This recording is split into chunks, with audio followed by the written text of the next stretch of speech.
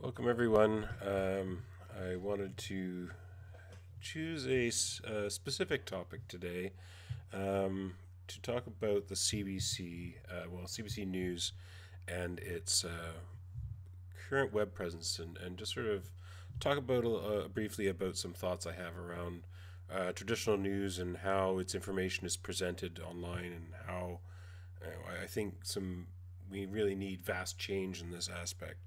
So, um, to basically start, this is CBC's website, their primary news landing page for, and essentially their main web presence. Um, this is their oldest part of CBC's internet presence, and it basically is replicating a newspaper. They have articles. You have your main headline article here, some other top headline articles here, some other feature stuff here, and then you can get into sections about local news and other CBC news and so on and so forth. And then you can also click or say local news, get to specifically to the national, which is the main news program, daily news program for the CBC. You can go to opinion or world, Canada, politics. It's all fine as far as if you're just trying to replicate a newspaper online, but that right there says to me that you're thinking with outmoded thinking. You're thinking of something, you're trying to produce something that's antique, that's outdated, it's obsolete. Um, Really, these static web pages with itemized content, it's one of the oldest ways to build a web page, and this, other than some stylistic, it looks a little prettier. The color choices and the contrasts and everything are a little cleaner than a page back in 1994. But other than that, technically under the covers, there's not a whole lot of difference between this and what you would see on the beginnings of the internet. Which right there should be a red flag. If you're building web content that still looks primarily like something from 20 years ago, over 20 years ago, you're probably doing something wrong.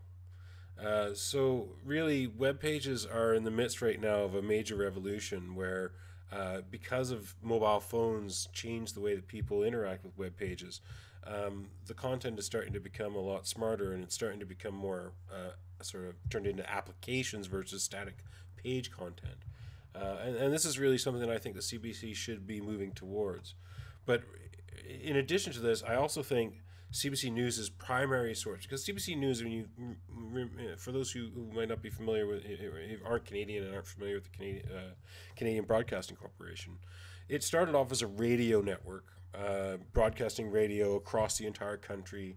And that radio network still exists. There still are several CBC radio channels, as well as there are television presence as well. CBC has a main television station as well as a 24-hour news channel. Um, Most of this content is hidden behind either region blocking or behind the real physical barrier of having to have a cable subscription. And in the case of CBC News, I would expect you need to also buy the cable package for that specific channel. So let's go to YouTube here. So basically, this, in my mind, CBC in many ways should be a YouTube channel first. The web page should be a nice accessory that would help to back it up with in-depth written content, but CBC has always excelled primarily as a visual medium or an auditory medium. Um, Again, the CBC radio should be broadcasting on YouTube. 24/7, every radio channel, and if it's regional, they should have every regional channel should be streaming online. Same thing with every CBC News department. There are regional news departments, and only two of them currently are on YouTube. Um, and then CBC News Network itself, which is the 24-hour network, should be streaming. They should have a link right here on the front of their page that says watch live, and it should be running 24/7 so that we could watch the CBC's news. Its primary purpose really is to inform us about what's going on both within our country and around the world. And in a modern world, we're on the internet, and especially the younger audience, the people who grew up with the internet, this is where they get their news. They get it from places like YouTube. They get it from web pages, and YouTube has won there's an advantage to a site like YouTube, and there's a reason why I'm quite passionate about it. In that it's really it's more API than it is a website. There's very little as far as customization of YouTube as an app. It's mostly a repository. It's more like a phone book, to use an old metaphor, where it's a location where all content can be available. You just have to search for it and add your channels and create your own television.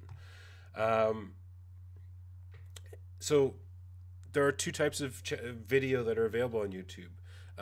Historically, of course, it was all just pre-recorded content. So this type of content that we see on CBC News' channel right now would have been all that would have been available.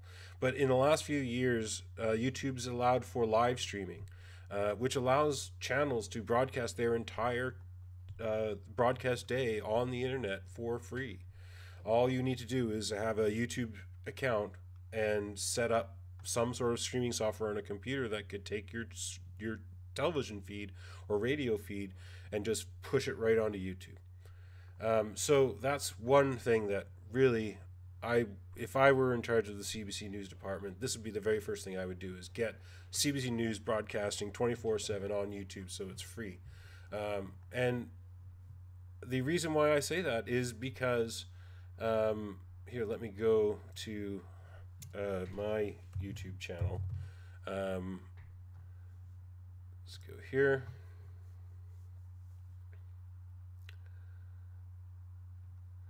And so here's, again, my live news section where I'm starting to collect every news channel that's broadcasting 24/7 on the world. And you can see, especially in Europe, but in other parts of the world, Africa, Asia, Middle East, there are channels, Australia, that are broadcasting 24/7 their entire news content. There are two public entities that, in my mind, are very egregiously missing from this list, that being the British Broadcasting Corporation and the Canadian Broadcasting Corporation. Like I said, France has channels that can do it, Germany has channels that can do it, Australia has channels that can do it, Qatar has channels that can do it. There's channels, like I said, literally all around the world that are streaming live. I've got, my list now is in the 40s, and I'll be, I expect this to only grow and grow and grow as more news media migrates onto YouTube. So right there, that's one of the first things that they should be doing. But that's not all. There is one area. Sorry, let me go a little more on the CBC side, and then I'll skip to that point. Basically, so there's also a national YouTube channel. This is where you can actually watch the national live when it's being broadcast live, and you can go back and watch individual sections of the national. They do break up the individual broadcast into its independent sections. Now, I don't know if there's any content that they don't actually put up on here. I haven't gone through that exercise yet, but it looks like it's a fairly complete episode every day getting posted here. There's also the Fifth Estate, which is their other more sort of investigative journalism channel, and again, you can watch their content here as well. It looks like they also have some behind the scenes stuff. Then also CBC has CBC Newfoundland and CBC Nova Scotia both have a web presence where you can watch, I believe, their news channel. At least CBC Newfoundland streams their news live. In fact, you can see it's live right now. In fact, if I click on that, we should be able to see. Oh, it's coming up, so I guess they're just going live in a little bit here.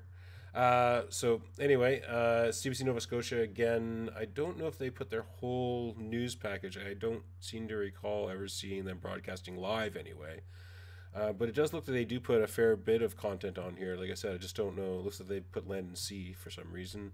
Or maybe that's a Nova Scotia production. I always thought of that as just regular, just CBC National. But anyway, I grew up on the East Coast, so excuse me, I'm just ranting a little. Okay, so basically what I want to talk about is that in addition to just putting your content on YouTube, there are a lot of tools that you can use to engage with your audience if you target your content for YouTube. So don't just broadcast your television station, but hire a couple of staff members to start up a YouTube specific channel so that they can start to interact with the audience in a live sense. So you can do a number of things you can do with this. So here's one a YouTuber that I watch occasionally on for movie reviewing, and he'll take questions either through Twitter or email. But there's also, if you while you're live streaming, you can actually have here. Let me open up the CBC Newfoundland. This is CBC Newfoundland actually live streams a harbor shot, which is just kind of nice if you're looking for a little distraction. It's kind of fun. But basically, I will open this up so I can show you what a live chat looks like. When you're live streaming, you have the option to turn on live chat. And so your audience can actually ask questions, or they can even talk amongst themselves while the video is going. They can also, like I said, they can also send questions directly to you. Another thing that you can do is, here I added up for Screen Junkies, all video, a lot of your static video content should have at least a trailer little video section where you've got links to other related clips. So if there's a news article that comes up and you previously covered this in the past, you should have the previous videos embedded here so that people can immediately go back to the other article if they want to find out more. You could also have things like here, like a subscribe button, so try and encourage people to subscribe to your YouTube channel. You can also, here's another Screen Junkies show where they do movie fights. And so there's also this ability to poll the audience while the show's going on. So you can have some sort of polling, and then open a poll at the beginning of the show, go for half an hour or an hour, and then check back in and see what the live poll results are. So there's, like I said, there's a lot of tools that are made available to YouTubers that news media simply doesn't employ. So anyway, I don't want to go on too far about this, but it basically, the whole reason I'm doing this is so that to try and further a conversation about the state of news today, and try to identify problems and suggest solutions that could improve the conversation both locally and nationally and even globally. So anyway, I'm going to wrap this up, but thank you very much for this little listening to this little discourse, and I will see you next time.